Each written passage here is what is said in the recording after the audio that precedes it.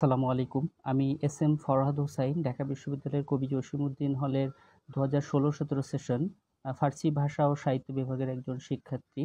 তো আজকে এই ভিডিওটা করার একটা উদ্দেশ্য বা কয়েকটা উদ্দেশ্য, সেটা হচ্ছে বেশ কিছু গণমাধ্যম এবং ব্যক্তিগতভাবে অনেকে আমাকে ফোন এবং বিভিন্ন ফেসবুকে মেনশন দিচ্ছেন যে ছাত্র শিবিরের এস.এম. ফরহাদ এবং আমার সংশ্লিষ্টতা এবং আমরা এক ব্যক্তি কিনা এটা জানার জন্য। ব্যাপারটা নিয়ে সম্প্রতি হচ্ছে কিছু মিসকনসেপশন সৃষ্টি হয়েছে সামাজিক যোগাযোগ মাধ্যম সহ মূলধারার কিছু গণমাধ্যমেও। তো ব্যাপারটা আমি বোধ করি যে আমার কিছু ব্যাপারটা ক্লিয়ার করা উচিত। তো সেক্ষেত্রে ভিডিওটা করা।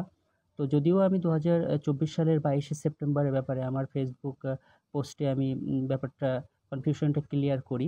তো তারপরেও ব্যাপারটা যেহেতু এমনটা হচ্ছে, তো ভিডিওটা করছি। সেটা হচ্ছে ছাত্র শিবিরের এস.এম. ফরহাদ এবং আমি ব্যক্তি এক নয়। আমার বাসা সাতক্ষীরা, ওর বাসা চট্টগ্রাম। আমি ২০১৬-১৭ সেশনের ছাত্র, ও ২০১৭-১৮ সেশনের, এবং আমার বিভাগ তো ফার্সি ভাষা ও সাহিত্য, এবং ওর হচ্ছে সমাজ কল্যাণ ও গবেষণা ইনস্টিটিউটের ছাত্র সে।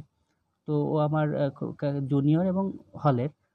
তো ব্যাপারটা হচ্ছে অনেকে ব্যাপারটা গুলিয়ে ফেলছেন, কিন্তু আমরা এক ব্যক্তি নয়। আর সামাজিক যোগাযোগ মাধ্যমে যে ছাত্রলীগের যে প্যাডটা আর কি ঘুরছে, যে সহসভাপতি, সেটা ছাত্র শিবিরের ফরহাদের নয়, ওটা আমার।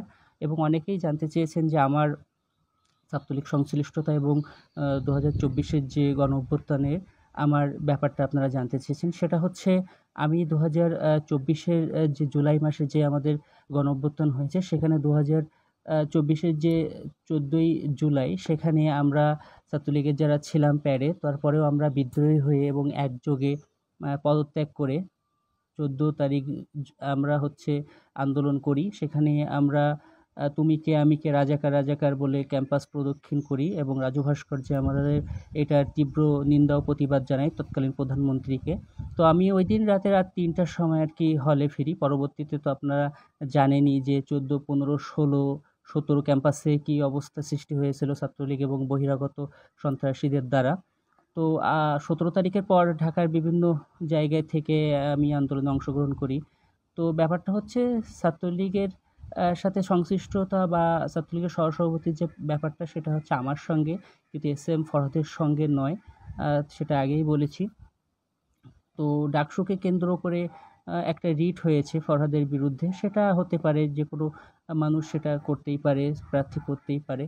কিন্তু ব্যক্তি আমার সঙ্গে তার মিশিয়ে ফেলা কিংবা তার সঙ্গে অন্যকে মিশিয়ে ফেলে কিছু করা, এটা মনে হয় সুখকর কিছু নয়।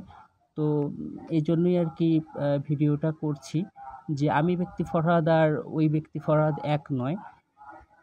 এটাই হচ্ছে মেইন কথা। তো প্রত্যাশা থাকবে যে যেকোনো বিষয়ের সুষ্ঠু এবং সুন্দর সমাধান হোক।